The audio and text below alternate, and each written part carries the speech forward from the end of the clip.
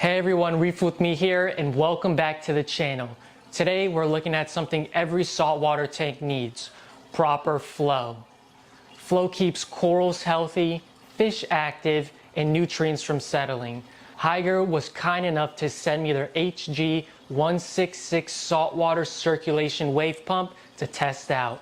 And in this video, I'll give you a full review from setup to performance to whether or not it's worth adding in your reef tank. Let's dive right in. All right, so without further ado, let's get this Hygger wave maker open.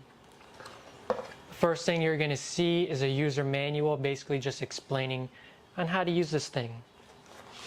We have the controller with a dial on all the modes that you need to operate the pump. We have the power bank, no explaining needed there. We have the mounting hardware.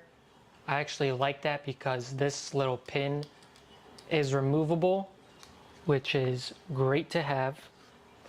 And then everyone's favorite part, we have the wave maker. Now, it is a little wet because I did make sure that it did work before I made this video. This thing is 13 inches wide, rated at 3,500 gallons per hour, and is roughly built for a 6-foot tank or less, depending on the style of tank that you have. This thing is definitely built to last. The quality is amazing. You have directionals on both sides, so you know your corals are getting the flow that it needs to live and thrive and grow.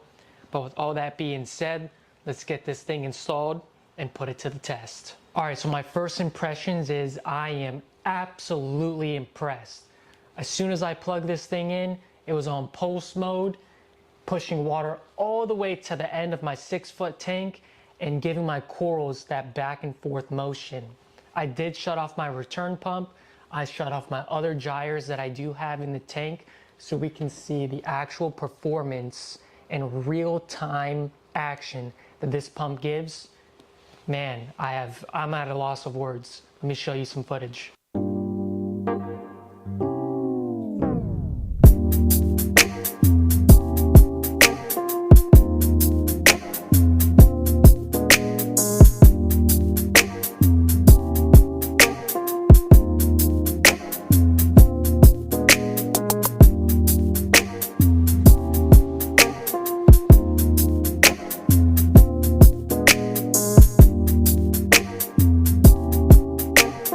Right now we're in pulse mode. As you can see, I have the bubble machine on, and this Hygger is just pushing these bubbles. I mean, look at that. It's making it to the other side of the tank, and this is one wave maker. I do have it on mode 6 because I don't want to disrupt my corals or damage them in any way. But this thing is more than capable of pushing some water. Right now I have the wave maker set to constant mode, and you could see the bubbles definitely making it to the other side. I'll give you guys a zoom out here. Definitely getting movement in the first 3/4 of the tank. I'm very impressed, I'm not gonna lie. And this mode is called tide mode. As you can see, it's sort of a mix of a constant and a pulse mode, giving you that nice strong wave action. Look at that. I got bubbles all around my tank. This is amazing. I'm gonna keep this thing on for sure. Look at that. All right, we're in random mode right now. Basically, it will power from 1 to 6 intensity, and this thing is definitely pushing water. I mean, look at my frog spawn, my torches. We do have some dead space by the gonnies and acans, but that's to be expected, especially when running one pump. Look at that thing kicking. Wow. Look at all that bubble movement. All right, and this is quick mode. You can basically do this with the pulse mode and set the pulse time to half a second or 1 second, but I believe they did put it here just to make it easier.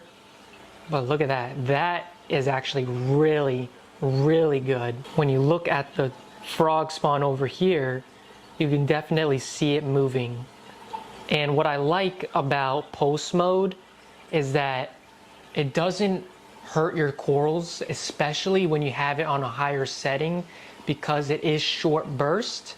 It actually makes it easier for you to get flow around the whole tank. As you can see, my acans and ganies are moving now. All right, so this is a little different. This mode is actually forward, as you just see there, and now reverse. So what it's gonna do is it's gonna push water and then suck water reverse to give you that sort of in and out, really calm tide.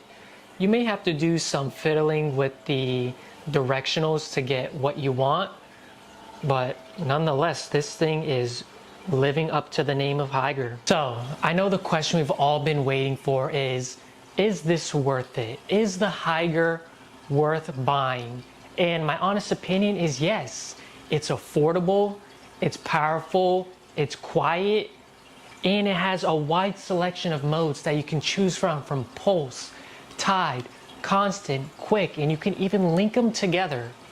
Now, I will say, the one thing that I do not like about this is that it is not wireless. You are stuck with the controller, which most people, that's fine. You set it and forget it. Now, the Hygger does come in 25 watts all the way up to 50 watts. So if you have a smaller tank, don't worry, there's an option for everyone. This specific model that I have is the 50 watt, pushing up to 3,500 gallons and built up to a tank that is 79 inches. Now let me be transparent with you guys. This is a sponsored video, but that doesn't mean I'm gonna lie to you and say that this thing is great when it's not. Because when it comes to the reefing community, we want quality. So overall, the Hygger HG166 really surprised me. It's affordable, it's quiet, and it pushes a ton of water, which is exactly what your reef tank needs. If you're interested in this product or any other Hygger products, make sure to check the description below. There may just be a 10% off. I don't know. You just got to check. Big thanks to Hygger for sponsoring today's video. Make sure to hit that like button, subscribe if you're into reefing content, and comment down below what you want to see next. With that being said, I'm Nick, aka Reef With Me, and I got to do a water change.